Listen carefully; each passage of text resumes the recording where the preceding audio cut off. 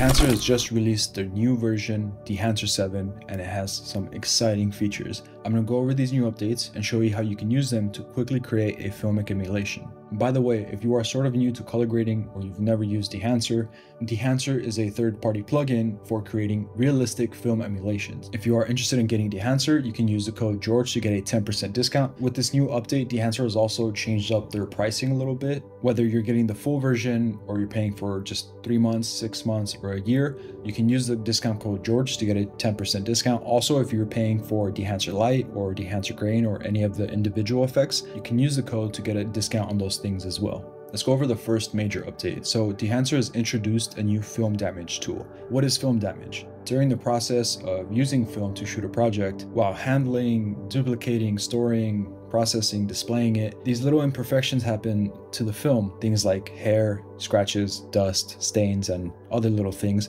And it's what causes this film damage, which essentially has become like part of the film look. And in the digital age, when people are trying to recreate this look, it's usually something that they add to their footage to give it that realistic analog film look. Dehancer has always given us tools like film grain, bloom, halation, gate weave, and other things to create that realistic analog look, but now it gives us another tool to take that analog look even farther. The second major update that Dehancer 7 comes with is the new tool profiles. And these are presets that allow you to quickly create emulations for 8mm, 16mm, 35mm, and 65mm film styles. These are great for beginners who are still learning about creating film emulations and what they look like and how to create a real one. These are great starting points for beginners who are still in that learning process but want to create filmic effects for their videos. And the engineers at Dehancer are really passionate about this, so you can trust that these presets look good. And we'll see later on in the tutorial just how good these presets are. Now you can select a preset and leave it as is for a decent enough effect, or customize it a little bit more to your liking. Whether you're a beginner, intermediate, advanced, whatever, it's definitely going to save you some time. Now let's use the film damage tool and the tool profiles to quickly create a Kodak film emulation. This is the footage here that we're going to work with. I got this footage off of Envato Elements, which is a stock footage site. They also have thousands, if not millions, of other creative resources for photographers, videographers, etc. If you're interested in that, I have a link in the description where you can sign up for it. It's a great resource to have as a video creator. And I got this footage from there. This footage is in Rec 709, and it's the footage that we're going to be working with to create this quick film emulation. And the person who shot it, whoever it was, did a good job of color correcting this image. So I feel like it's at a good balance in terms of contrast, saturation, and white balance. So I don't need to adjust that, but I am going to show you a simple node tree that you can always use when using Dehancer. So I'm going to press Option S 3 times to create 4 nodes. This first node here will be a noise reduction node. I'm not going to apply any actual noise reduction, but if your footage needs noise reduction, this is where you would want to do it in the first node. After that, I'll rename this node primaries, and this is where you would adjust your contrast, your white balance, and your saturation. Then in this next node, we'll rename it look, and here's where we're going to add a look using the curves to complement the filmic effects that Dehancer is giving us. And then in this last node here is where we will add Dehancer. And let's go ahead and bring it in. So we'll go over to our library, type in Dehancer, and we'll bring in Dehancer Pro 7. First thing I'm going to do is go to Input, and I'm going to make sure that my source is set correctly. Again, this footage is Rec 709 footage, so I'm just going to leave it here for Rec 709, but if you are working in a DaVinci wide gamut workflow, you can select that here, or you can also set the source to match whatever camera you use. Dehancer comes with tons of profiles for cameras that even the Color Space Transform tool inside of DaVinci Resolve does not have. After that, I'm going to go over to Film, and I'm going to select my negative film stock. By default, it's set to Kodak Vision 3 250D, which is a very popular film stock, but I'm going to go over and choose the Kodak Vision 3 50D film stock.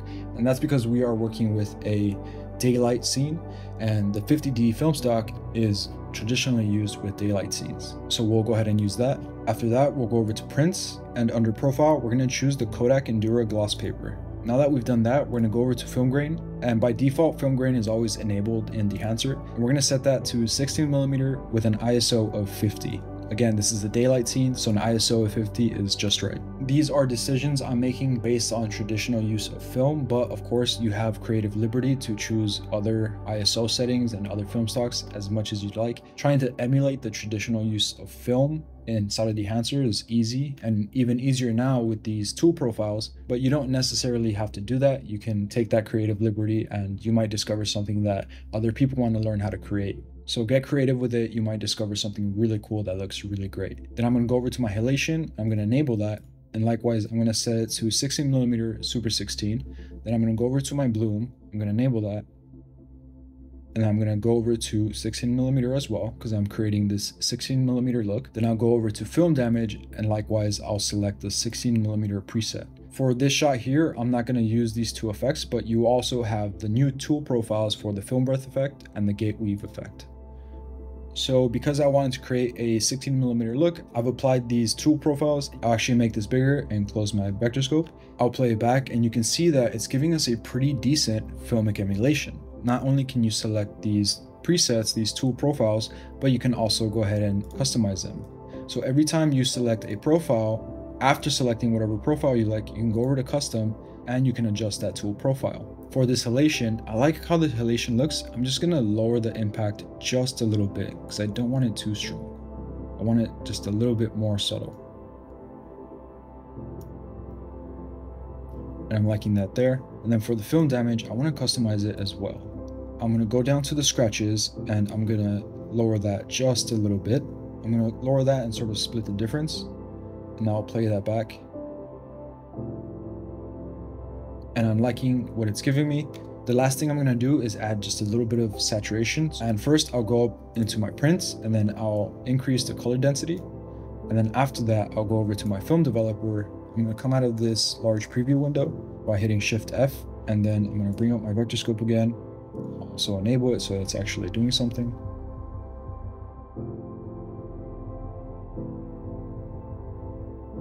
I'm liking this, just a little bit of boost right here. I'm keeping an eye on her clothing here since that is the most saturated thing in this image. I just want to leave it somewhere where it looks vibrant, but not too much. And I'm liking that there. And just like that, with those presets and a quick adjustment to the saturation, we have a decent looking film emulation. You can obviously customize this a little bit more. You can reference actual sources that were shot on film to try and replicate a more accurate look if you want. I'm going to show you a quick color curve that you can use that goes well with this type of sunny scene, as well as with this sort of filmic emulation. So we'll close our effects panel, we'll go over to the look node, and then in our curves, we're going to select the green curve.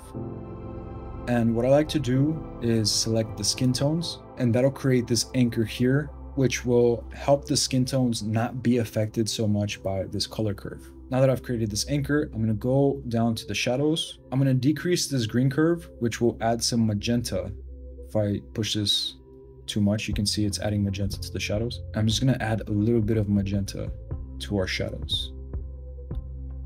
I'll leave that there for now. Now I'll go up into my midtones and highlights, and I'll bring that up, and you can see that it's starting to create that nice green teal sky in this shot.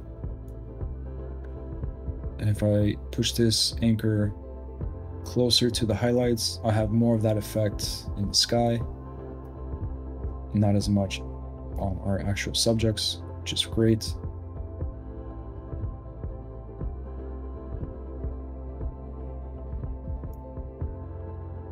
And I'm liking that right there.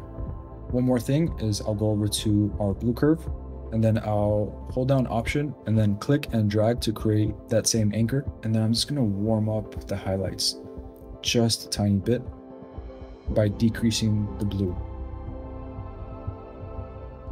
And that's helping to give me more of that sunset, sunny vibe.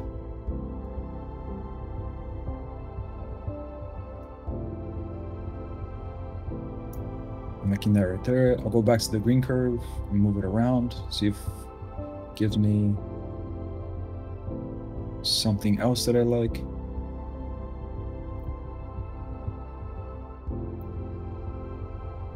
And I'm liking that right there. And if I play it back, you can see that we've got this vibrant filmic emulation going on, and we did it pretty quickly using the new presets that are included in Dehancer 7. And that's how easy it is to create filmic emulations inside of Dehancer. Remember that you can use Dehancer for its individual effects. Say you don't like the halation effect inside of DaVinci Resolve, you can use Dehancer for its halation effect, which I think most people would agree is significantly better than the halation effect inside of DaVinci Resolve. Let me know in the comments if you guys have questions. Thank you guys for watching, and I will see you on the next one.